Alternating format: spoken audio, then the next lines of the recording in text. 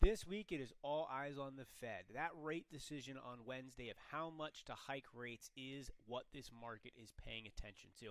And on that news, we should have some pretty big price action movements out of the overall market, and it will give us a better indication of where we're at. So we'll certainly take an in-depth look at what happens Wednesday in our Thursday video.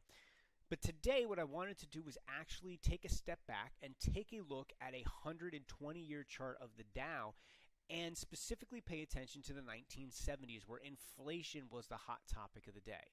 Now, what I've got up on the screen is a 120-year chart of the Dow that starts back in 1902.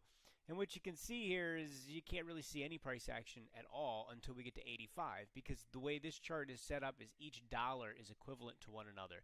And if you're taking a look at long-term charts, you always need to change from an arithmetic chart to a log chart, which takes a look at percentage movements as an equal basis, so that Great Depression, you can clearly see this major sell-off and you can see all the different price actions. So I always like to talk about that because it's a mistake I see a lot of people make when they're talking about big long-term time frame charts. You have to pay attention to things in a percentage adjusted basis. So as you can see, the markets do move higher over time. Right? The last 120 years, markets have continued to move higher. But what we need to pay attention to is they don't just go straight up. There are prolonged periods of time where the markets don't do much of anything at all. Here we go from 1902 to 1925. The Dow essentially traded in this range, up and down, before making its big breakout in the middle of the 1920s, running up, of course, as we know, to the 1929 high. We had that huge crash. It took from 1929 into the 1950s before the Dow made a new high. Now, when we made this breakout right here in the beginning of 1950, that led to a 15-year huge rise in the Dow. And this is what I want to zoom in and talk about, is this period of time right here, because this is essentially a lost decade of no growth. 1965, the Dow is at the same price that it is in 1982. All right? So let's zoom in here and let's really talk about this. We get our clear resistance levels in at about 1,000. We get our clear support level down at about 560. So these are some pretty decent size pullbacks along the way. We have from 1973, we bottom out at the end of 75. It's a 45% correction.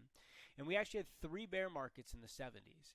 In 1969, right into 70 was a 36%. We just talked about that one. And last but not least, you had the top out in 1976, and we bottomed in at around 1978. The beginning of 1978 for a 30% pullback. And then we actually had one right at the beginning of the 80s, which was a 25% pullback before the markets ultimately took off. Inflation is a very difficult environment. And the Fed during this time, I'm going to pull up the Fed funds rate for you guys to take a look at here.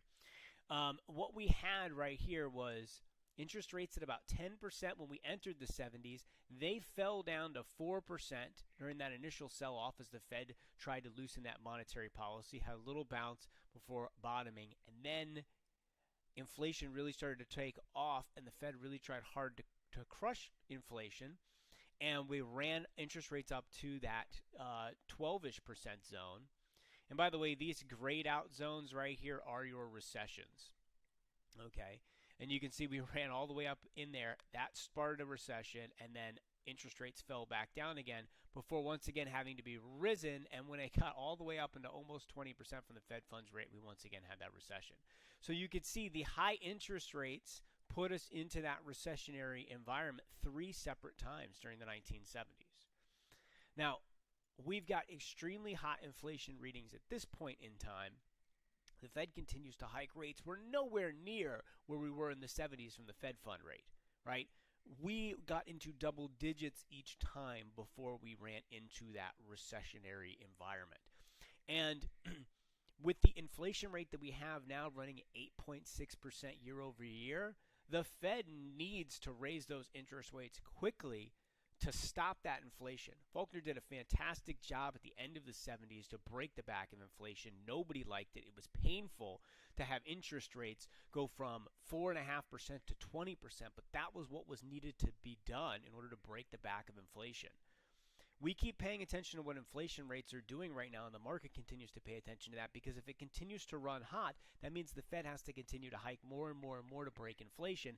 And everybody remembers the 1970s, how ugly the interest rates ultimately got, and the impact that that had on the market.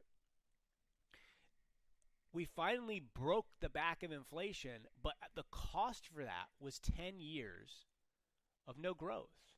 More than that, actually. Again, this is like 1965 to 84. If we look at the S&P 500, it's a little bit different. It's a very similar price pattern here, but basically you have a shorter time frame to get that breakout. If you go from 65 is here, and you get a break in 1979, actually, from that same spot. So a couple years before the Dow, but it's essentially the same thing. About 15 years of really no price appreciation with multiple corrections along the way.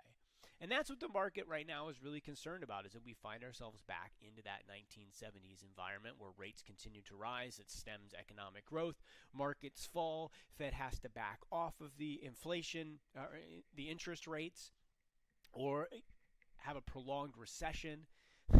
And that's what you can see what happened in the 1970s.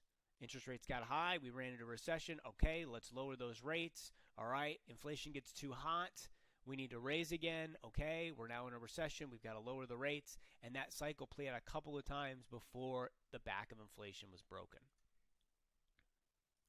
The one thing I want you guys to keep in mind is these charts do not include dividend and dividend reinvestments, right? So companies that were paying dividends in the Dow and the S&P 500, you don't see that show up here on this chart. So while price appreciation might not have happened over a 15-year period of time, if you owned companies that were paying dividends, there still was appreciation in your portfolio. So do keep that in mind as well when you're paying attention to these long-term charts as well.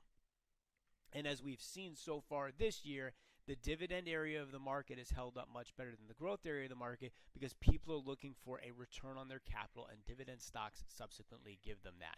And that's an area of the market that tends to hold up better in this type of environment.